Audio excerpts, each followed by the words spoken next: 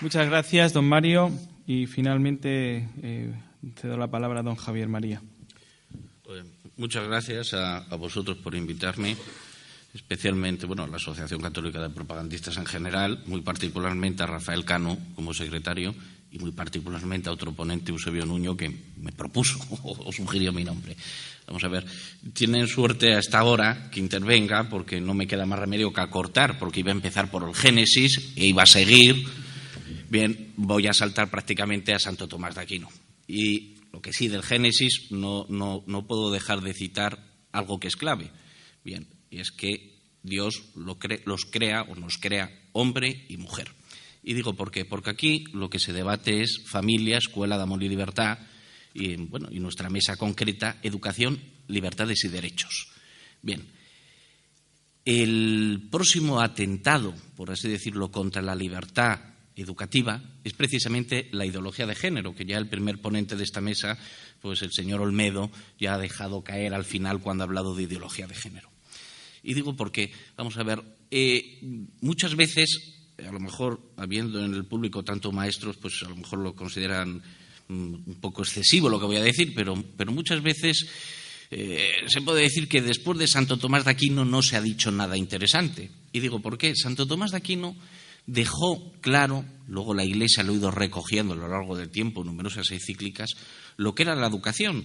Bien, que la educación no era ni más ni menos que llevar, acompañar al educando a la virtud, bien, que es el camino de la felicidad.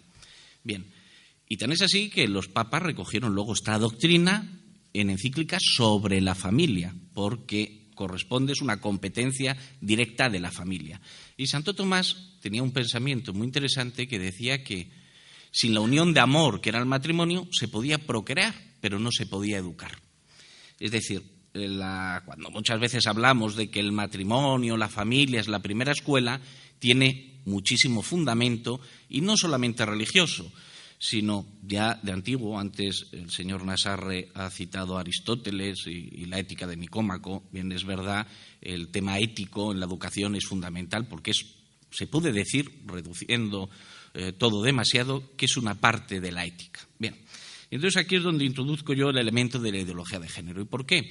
Porque vamos a ver, la ideología de género, o muchas veces cuando se habla de la crisis de la educación, no se tiene en cuenta que está muy vinculada, incluso desde los años 70, a la crisis de la familia y a la crisis del matrimonio. Bien, de tal manera que en efecto, cuando una familia anda desavenida, bien, la educación queda muy repercutida. Bien, y cuando además se nos introduce la ideología de género, que no es ni más ni menos que una bomba de relojería contra la antropología humana, y nos quiere cambiar los conceptos básicos, los más básicos, hombre y mujer, bien, nos lo cambia de tal manera que pretende que la educación entre, y ahora citaré las leyes concretas, entre por esa senda, pues claro, no nos queda más remedio que acudir también nuevamente a Santo Tomás de Aquino, cuando decía que la degeneración más grave es la degeneración de los principios. Cuando se niegan aquellos primeros principios reconocibles de manera natural, todas las consecuencias lógicas que se saquen de aquellos principios negados o que sustituyan a estos principios, bien, están equivocadas. Bien, en ese aspecto, la psicología moderna nos enseña que la frustración que produce violencia. Bien, muchas veces en los colegios se está intentando volcar, no como debiera ser la educación, que tiene un trasfondo filosófico, científico. Bien, se ha colado la ideología. Bien, en la Comunidad de Madrid, por ejemplo, se ha dictado la ley de identidad sexual, bien, que no es única de la Comunidad de Madrid. Murcia, un mes antes, en mayo, también la dictó. Bien, ¿esa ley qué establece? Esa ley establece, es una pena porque con las prisas, sinceramente quería haberme traído la ley en su integridad, pero entre todos los papeles que traía, por lo menos algún artículo he podido encontrar. Hay una parte fundamental, que es el artículo 4.1, y ahora lo vincularé a los últimos artículos que tratan sobre la educación. Dice, toda persona tiene derecho a constituir para sí una autodefinición con respecto a su cuerpo, sexo, género y su orientación sexual. La orientación, sexualidad e identidad de género que cada persona defina para sí es esencial para su personalidad y constituye uno de los aspectos fundamentales de autodeterminación. Bien, ¿y a qué obliga esta ley de identidad sexual de la Comunidad de Madrid?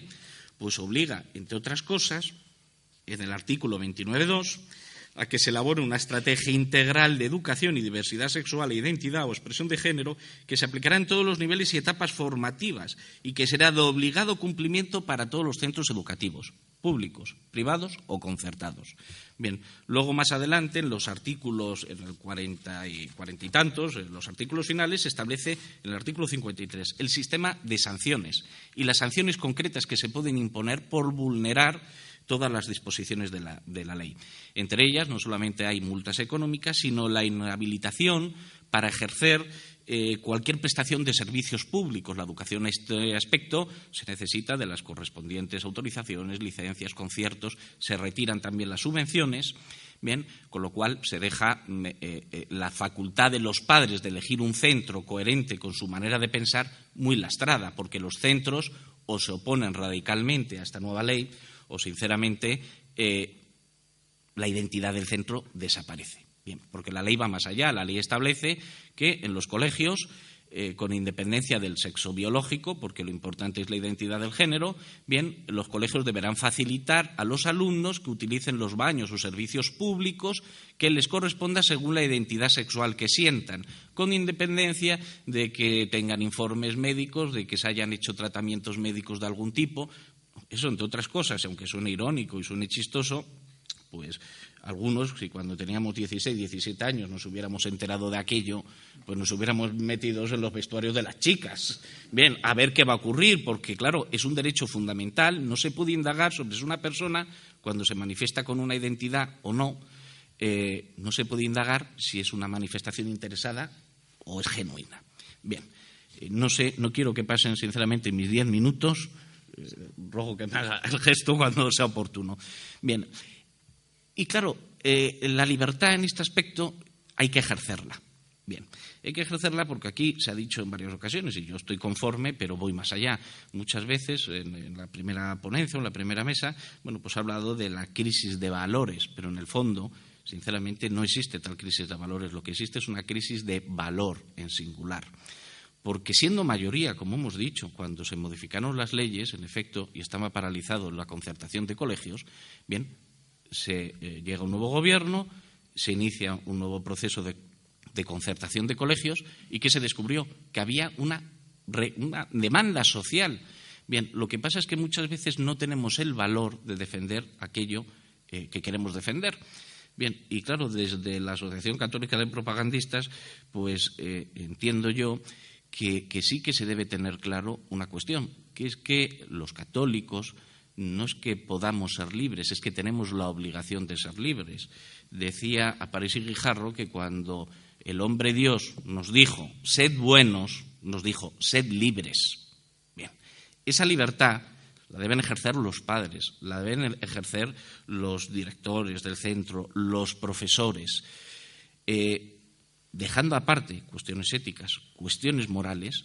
Lo que está claro es que no se puede en los colegios forzar, como se va a ir forzando por comunidades autónomas según vayan surgiendo la ley de identidad de género, salvo que alguien acuda al Constitucional, porque en efecto está invadiendo competencias que no son de las comunidades autónomas.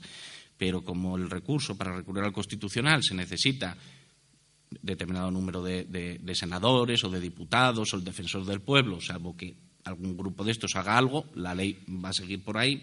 Bien, ¿qué es lo que decía yo? Que lo que se necesita es una oposición firme. Y firme, aunque sea ya de objeción de ciencia, porque se va a intentar imponer en los colegios algo que, cuando ha hablado el primer ponente sobre los límites de la libertad, el Tribunal Europeo y nuestra Constitución lo reconoce en el artículo 27, uno de los límites que hay precisamente en la libertad educativa es que no se puede educar, no se puede formar transmitiendo criterios que no son científicos o que son anticientíficos. Bien, la ideología de género no hay ni un solo argumento científico de peso, ni de peso ni no de peso. Es que no hay evidencias científicas. Por tanto, yo a lo mejor me he salido un poco del tema, pero como abogado que soy de derecho de familia, a mí lo que me preocupa es el tema de la ideología de género, que hoy en día es el gran arma de la revolución. Y simplemente quiero recordar que Benedicto XVI, con razón, dijo muchas cosas sabias, pero una de las que a mí, por lo menos profesionalmente, más me ataron fue cuando dijo públicamente que lo que tenía Europa era una crisis de paternidad. Bien, porque al hombre, al varón, se le estaba ignorando en muchos ambientes. Entiendo por eso que cuando hablemos de libertad y de derechos debemos tener en cuenta que el primer derecho que existe es a no comunicar errores, a que a los niños se les enseñe que hay dos sexos y que una cosa es el respeto a personas que puedan sentirse de otra manera y otra cosa es caer en la estulticia que hemos caído de admitir determinados conceptos sin discutirlos, como tolerancia, sin darnos cuenta que una cosa es la tolerancia y otra cosa es la indiferencia, o discriminación. Siempre se habla de discriminación sin tener en cuenta que la discriminación es buena, es muy buena. Lo que es malo es la discriminación injusta. Un maestro debe discriminar, porque ese es el criterio de excelencia. Debe aprobar o premiar a los que son buenos estudiantes y debe, de alguna manera, espolear a los que son malos estudiantes. Si caemos en la perversión de dejar que en diferentes leyes educativas, en los programas educativos, se nos vaya colando la lucha del lenguaje, transformando realidades contundentes en vaguedades, sinceramente, habremos fracasado como sociedad. Nada más, muchas gracias.